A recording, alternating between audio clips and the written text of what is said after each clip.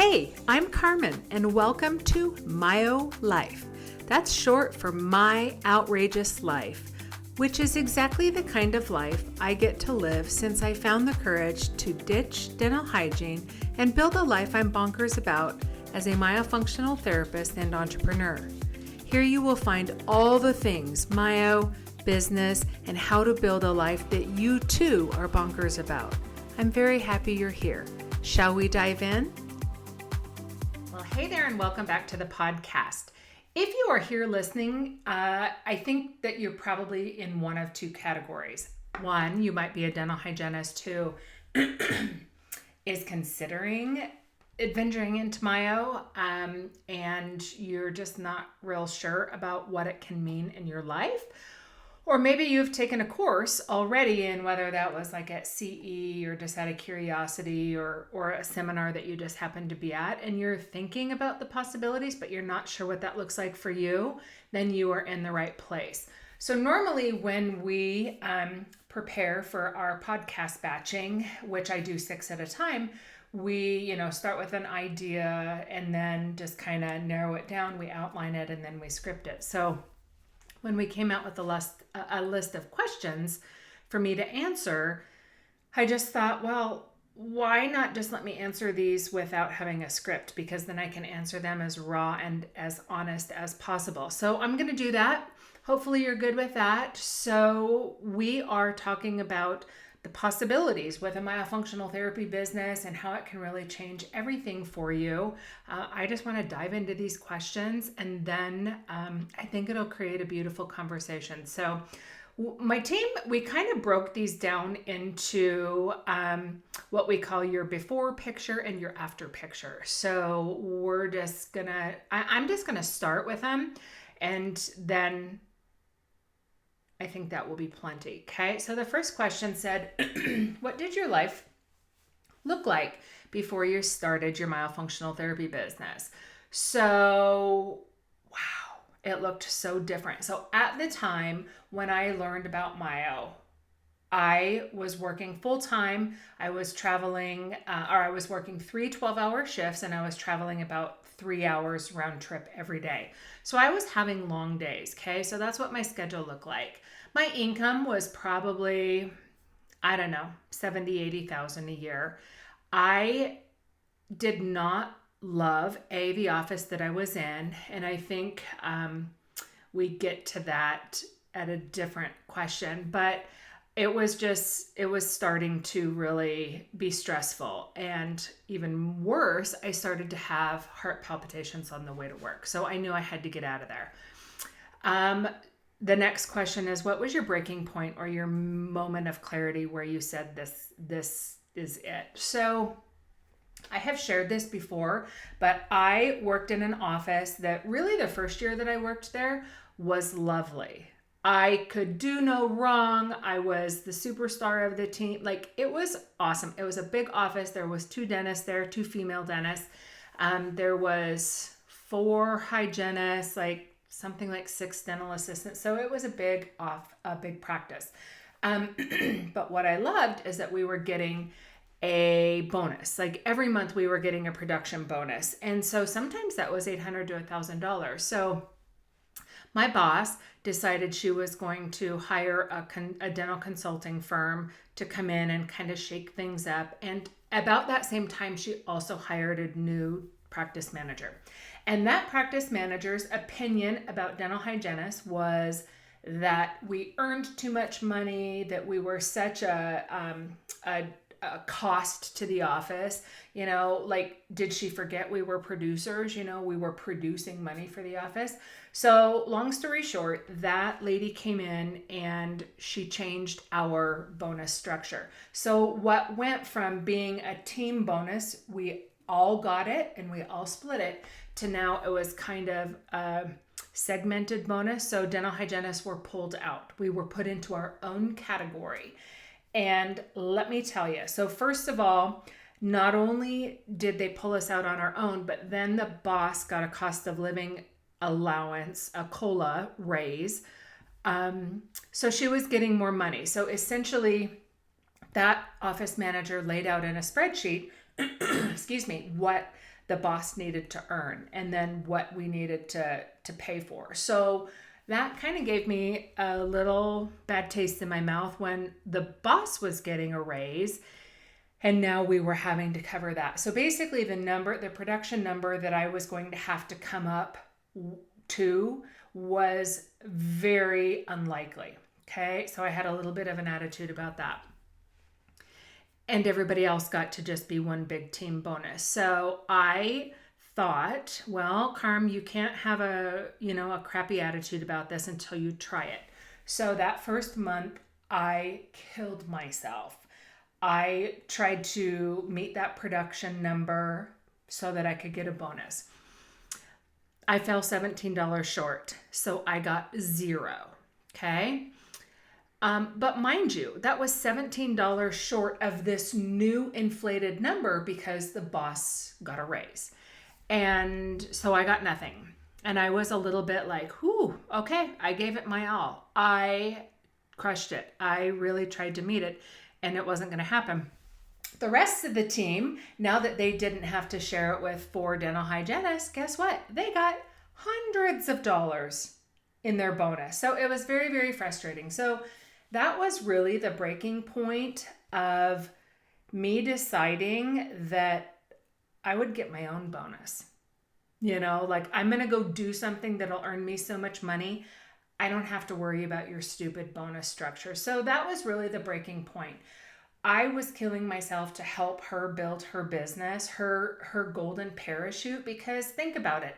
A dental practice is somebody's saleable asset. She's going to sell that someday. And when she's got a dental practice with hygienists that earn so much money per year, that is going to be appealing to somebody else who's buying it. Okay, so it's a profitable business. So there was that. There was also the moment of clarity when I was experiencing this frustration. And also I was starting to hear the boss telling people about her $100,000 Lexus and how she liked to go to Disneyland twice a year and Disney World twice a year with her kids. And I started to just feel like, wait a second, this is not okay. And then you just can, like, the cherry on the top was me having a conversation one day with one of the dentists about myofunctional therapy, why it's so important. And we talked about tongue ties, and she told me about how knowledgeable she was with tongue ties and yada yada. So the very first patient that I saw after that was a 9-year-old kid who had been coming to the office every 6 months since he was a year and a half old. He had one of the worst tongue ties that I had ever seen, like to the point that his family called it a butt tongue. And the doctor came in, did the exam, and walked out of the room and did not say one word, not one word about this kid's tongue tie. So if you're in this world and you're listening to this, or if you've taken a training, you know that tongue tie is causing a lot of issues, not only structurally in his body, but with his speech, with his facial development, with his airway development, all of that stuff. So I was really disgusted. So that was the point where I was like, I am done. Initially, I had set a 5-year goal to leave dental hygiene, and ultimately I did it in 13 months. And I think some of that was because I was so desperate to get out of there. I couldn't wait. Now, I worked in that office for 2 months after opening my business. And then my business was growing so well that I was able to cut back to part-time just 2 months later. And then I worked part-time for that next year. So that's kind of a little bit of the time frame. The next question says, did you hesitate after training? What were you scared of or unsure about? So I have talked about this before. I took a 12-week training by somebody who was pretty well known in the industry. And I don't think it was great. I got to the end of the training and I was like, okay, now what? So, I mean, it was good enough that it taught me what I needed to know, obviously, to get started. But there was no step-by-step, you do this. Like, nothing was created. I had to create everything. I had to type everything, all of that kind of stuff. I had to come up with my own therapy templates, that kind of stuff. So I hesitated, yes. But I also was so desperate to want to get out of dental hygiene. So I was willing to figure it out. And yes, I was scared. Yes, I was unsure. But I also knew that if I stayed in where I wasn't going to be able to leave hygiene. Okay, so that was kind of the before question. So now it says, what does your life look like now? So I have been practicing since 2017 and teaching since 2018. My life looks wildly different. So freedom. Let's talk about that. First thing that I will say is not everybody desires the same thing, okay? Maybe we all go into it just thinking about money, which is what I did. I went into it just purely for the financial gain of it. And boy, I am coming out, or now I just have such a wildly different opinion because now it's about the freedom. So the freedom of my calendar to be able to block out my day exactly as I want it. To be able to set up my ideal day and then build my business around that life. So that is really amazing. Geographic freedom. So I'm currently in Colorado. We're moving across the country. I have a daughter in North Carolina. I have family in Montana, like all over the place. And that geographic freedom allows me to work from anywhere. I have a place in Mexico. I can go there and work at any time. So the first year that I was in business, I traveled like 72 or 76 days that year. Like that was really big for me. So I wanted to be able to travel. The income, again, I thought that was the biggest thing. And now it's just more so about the freedom. Income wise, I earned six figures my first full year in business. So I started my business in May. So I had just a part year. And then my first full year, I think I was at 125,000. So six figures. And then it just grew from there. So it's been multiple six figures every year. I mean, record breaking years. And I even had, on my way to multiple six figures, I had a year where I was already in six figures by like April. So it was crazy. So that's what life looks like now. I don't talk about my income to brag. I talk about my income to show what's possible. Some months I might have 30, 40. I haven't hit 50,000, close, for a month. And then I'll have some other months where I have 4,000. But guess what? When I have a $4,000 month, I'm probably closed.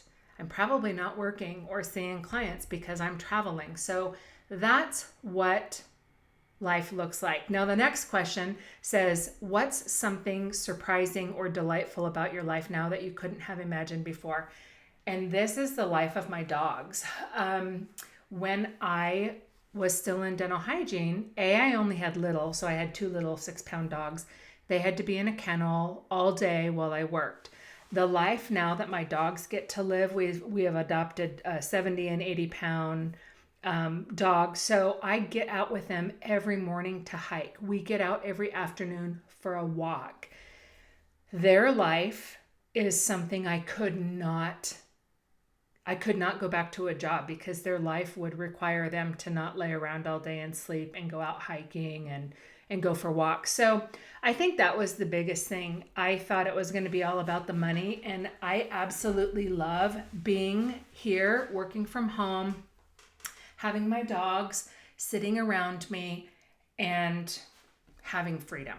Okay. So I think that answers that. Okay. What part of your transformation do you think others would resonate with the most or find the most unbelievable? I don't know. I think probably for a lot of students who come into my program, they resonate with being burned out. They resonate with not wanting to start over. They resonate with not wanting to take a program that doesn't offer any support.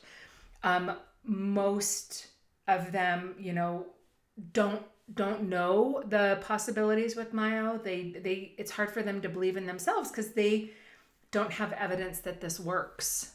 So I think that's the biggest thing. Probably what they find most unbelievable is that I started a business and retired from Hygiene 13 months later, that I have made, turned it into a multi-million-dollar business.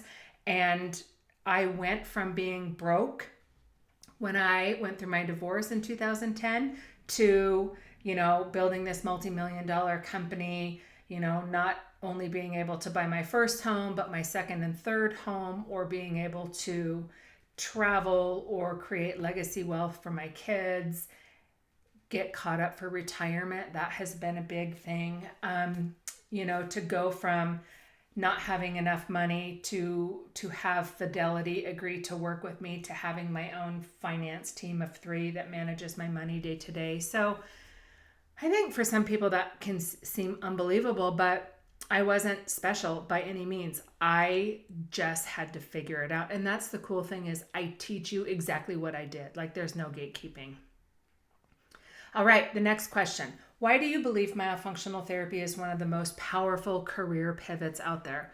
I think the reason that I feel so strongly about it is because if you're a dental hygienist, you already have these skills. You already have this knowledge. You don't have to go back to school. I went to graduate school and got a $50,000 graduate degree, a master's in business, because I thought that was going to be the ticket that I could support myself after going through my divorce. And it wasn't the golden ticket. And so the pivot is such a natural pivot, because especially the way that I teach you in an easy step-by-step framework, you get to be in control of the gas and the brake. How fast do you want to leave dental hygiene? Okay. You could do it as fast as I do. I mean, I have students who are earning money 12, 16 weeks into the program. So that's why I think it's so powerful, because you don't have to break the bank. Yes, it might seem just for a minute like it's a lot of money to invest in yourself, but remember, the investment that you make into the Ditch Hygiene Academy, it is the gift that keeps on giving. That money, you're talking 3 clients. You're talking 2 clients. It depends on where you set your prices. But I'm teaching you a skill and a system and a revenue framework and all of that stuff that is going to keep giving to you for years, for the rest of your life. And you're making the investment of, a few students. So I think that's why it's so powerful. It can be as big as you want it to be. All right. What have you seen it make possible? Not just for you, but for your students. So all of my students are different when they come into the program. Most of them, I would say, don't want to do hygiene anymore. Okay. And for whatever reason, some of them have injuries. Some of them have had surgeries. Some of them are just flat burnout. Some of them are like me and just didn't like dental hygiene.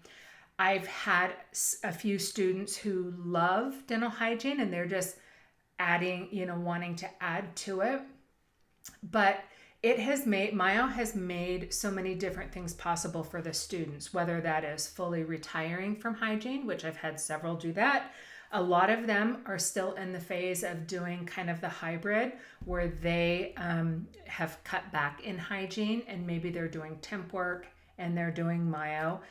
And then, the other thing is again, it's not always just about money for people. Some it is, but I have lots of students who want to be a more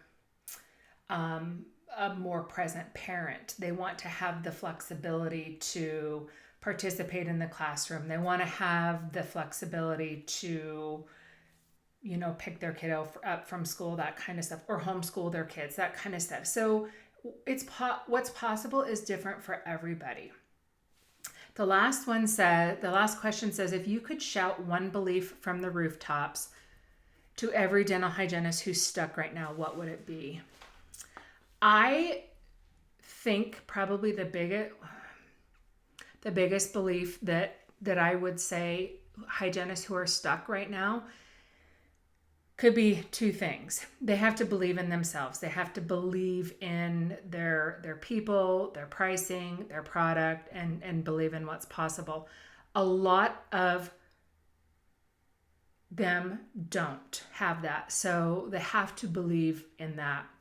And that, like I said, that includes pricing, all of that kind of stuff. But I think also boundaries. So many of my students have a hard time setting boundaries because they are yes ma'ams, they're people pleasers, they are perfectionists, they are having a hard time creating time for their business. So like I always tell them, I can't help you steer a parked car. If you want this, you've got to get doing the work. And that's the biggest thing. So if I was shouting one thing, I would be saying, get your car and drive. Take ugly imperfect action and get started. All right. Well, I kind of liked that. That was easy. Definitely raw and personal and off the cuff. I hope this shows you what's possible, whether you're just getting started and haven't taken any training, which if that's the case, might I suggest the Ditch Hygiene Academy, or if you've taken another course, but you haven't really done anything with it, this might be your sign to get back in, pick it up. If you don't feel like your course delivered, then don't stress about it. Just make the investment, get another program, whether that's joining me inside the Ditch Hygiene Academy. We will have the Myo Business Accelerator. Just get, again, you got to get that car moving again. So if I always say, don't let a bad investment burn you twice. So if you took a course and it sucked, the longer that you keep having an attitude about that is the longer it's keeping you where you're at. So you got to get over it and you have to make another investment, and that's okay because you'll earn it back. I think that is really it. Wherever you are listening to or watching this, we will have links to all the things, okay? I would be very honored to lead you and show you what's possible, because my biggest regret when it comes to Myo is that I just didn't do it sooner, because I learned about Myo in 2004 and it took me till 2017 to actually be brave enough to want to do it. And now there's no place I would rather be. So I hope you enjoyed this episode, my friend. I will see you next time when I will be back with more Myo business, motivation, marketing, all the good stuff. So until then, keep living a life that you are bonkers about, or keep trying to build a life you're bonkers about. I'll see you next time.